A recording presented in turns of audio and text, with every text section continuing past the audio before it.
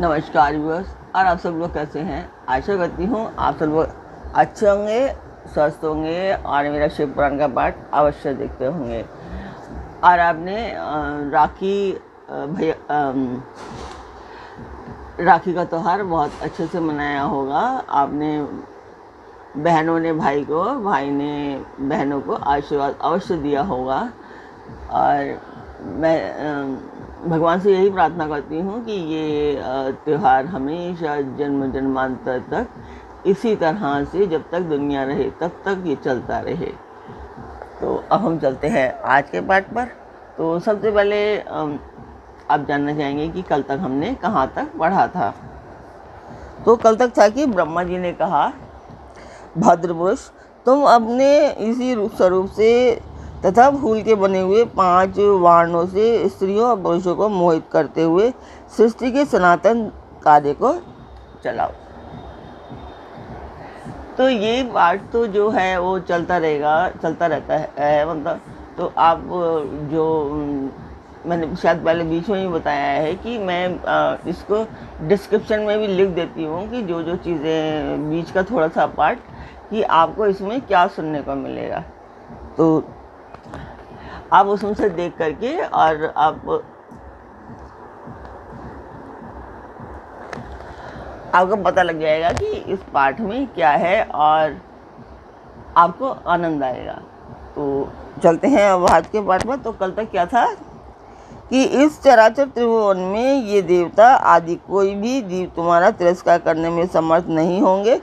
तुम छिपे रूप से प्राणियों के हृदय में प्रवेश करके सदा स्वयं उनके सुख का हेतु बनकर सृष्टि का सनातन कार्य चालू रखो। यदि आपको समझ में नहीं आ रहा है तो आप पिछला पाठ अवश्य देखें। कि कोई रह जाता है कि यदि ये ऐसे करें तो वो ऐसे, मतलब उस तरीके से।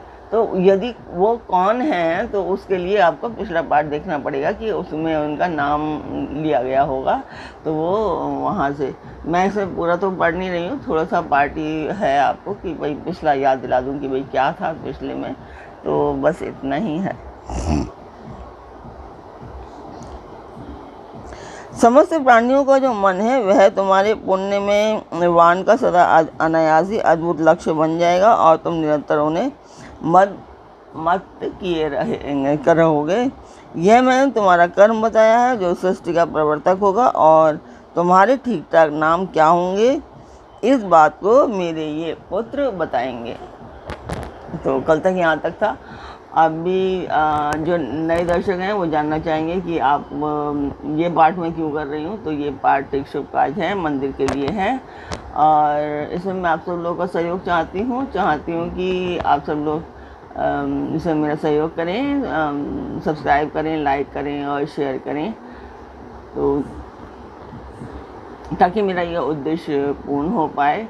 तो ये पीछे कपड़े डाल के चली गई है तो आपको नज़र आ रहे होंगे, तो प्लीज़ इग्नोर कीजिए।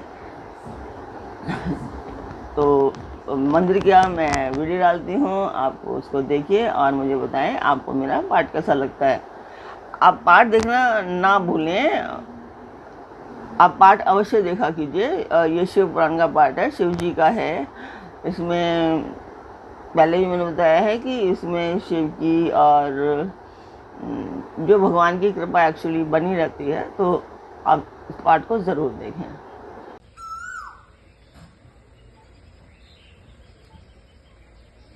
तो मंदिर की वीडियो आपने देखी होगी। आपको मेरा पाठ कैसा लग रहा है कमेंट बॉक्स में मुझे अवश्य बताएं। तो अब हम चलते हैं आज के पाठ पर। स्वागत करती हूँ मैं आप सभी का अपने इस कार्यक्रम शिव पुराण में। तो आज के शिव पुराण के पाठ में है कि कामदेव के नामों का निर्देश, उसका रति के साथ विवाह तथा कुमारी संध्या का चरित्र, वशिष्ठ मुनि का चंद्रभाग पर्वत पर उसको तपस्या की विधि बताना। तो ब्रह्मा जी कहते हैं, मुनि, तदंतर मेरे अभिप्राय को जानने वाले मरीचि आदि मेरे पुत्र सभी मुनियों ने उस पुरुष का उचित नाम रखा। दक्ष आदि प्रजापतियों ने उसका मुंह देखते ही पड़ोस के भी सारे वृतांत जानकर उसे रहने के लिए स्थान और पत्नी प्रदान की। मेरे पुत्र मरीचि आदि द्विजों ने उस पुरुष के नाम निश्चित करके उससे यह युक्ति बात कह डाली। ऋषि बोले, तुम जन्म लेते ही हमारे मन को भी मथने लगे हो, इसलिए लोक में मनमथ नाम से विख्यात होगे। मनोभव, तीनों लोकों में तुम इच्छा अनुसार रूप धारण करने वाले हो। तुम्हारे समान सुंदर दूसरा कोई नहीं है, अतः काम रूप होने के कारण तुम काम नाम से भी विख्यात होगे। तुम लोगों को मदमत बना देने के कारण तुम एक नाम मदन होगा। तुम बड़े दर्प से उत्पन्न हुए हो, इसलिए दर्पक कहलाओगे। और सदर्प होने के कारण ही जगत में कंदर्प नाम से भी तुम्हारी ख्याति होगी। समस्त देवताओं का सम्मिलित बल पराक्रम भी तुम्हारे समान नहीं होगा, अतः सभी स्थानों पर तुम्हारा अधिकार होगा और तुम सर्वव्यापी होगे। जो आदि प्रजापति हैं वे ही ये पुरुषों में श्रेष्ठ दक्ष तुम्हारी इच्छा के अनुरूप पत्नी स्वयं देंगे। वह तुम्हारी कामिनी, तुम्हारी अनुराग रखने वाली होगी। ब्रह्मा जी ने कहा, मुने, तदंतर मैं वहाँ से अदृश्य हो गया। इसके बाद दक्ष मेरी बात का स्मरण करके कदर्प से बोले, कामदेव, मेरे शरीर से उत्पन्न हुई मेरी यह एक सुंदर कन्या रूप और उत्तम गुणों से सुशोभित है। इसे तुम अपनी पत्नी बनाने के लिए ग्रहण करो। यह गुणों की दृष्टि से सर्वथा तुम्हारे योग्य है। महातेजस्वी मनोभव, यह सदा तुम्हारे साथ रहने वाली और तुम्हारी रुचि के अनुसार चलने वाली होगी। धर्मतः यह सदा तुम्हारे अधीन रहेगी। ऐसा कहकर दक्ष ने अपने शरीर के पसीने से प्रकट हुई उस कन्या का नाम रति रखकर उसे अपने आगे बिठाया और कंदर्प को संकल्प पूर्वक सौंप दिया। नारद, दक्ष की वह पुत्री रति बड़ी रमणीय और मुनियों के मन को भी मोह लेने वाली थी। उसके साथ विवाह करके कामदेव को भी बड़ी प्रसन्नता हुई। अपनी रति नामक सुंदरी स्त्री को देखकर उसके हाव भाव आदि से अनुरंजित हो कामदेव मोहित हो गया। तात, उस समय बड़ा भारी उत्सव होने लगा जो सबके सुख को बढ़ाने वाला था। प्रजापति दक्ष इस बात को सोचकर बड़े प्रसन्न थे कि मेरी पुत्री इस विवाह से सुखी है। कामदेव को भी बड़ा सुख मिला, उसके सारे दुख दूर हो गए। दक्ष कन्या रति भी कामदेव को पाकर बड़ी प्रसन्न हुई। जैसे संध्या काल में मनोहारिणी बिंधुनमाला के साथ मेघ शोभा पाता है, उसी प्रकार रति के साथ प्रिय वचन बोलने वाला कामदेव बड़ी शोभा पा रहा था। इस प्रकार रति के प्रति भारी मोह से युक्त रतिपति कामदेव ने उसे उसी तरह अपने हृदय के सिंहासन पर बैठाया जैसे योगी पुरुष योग विद्या को अपने हृदय में धारण करता है। इसी प्रकार पूर्ण चंद्रमुखी रति भी उस श्रेष्ठ पति को पाकर उसी तरह सुशोभित हुई जैसे श्रीहरि को पाकर पूर्ण चंद्रनना लक्ष्मी शोभा पाती हैं।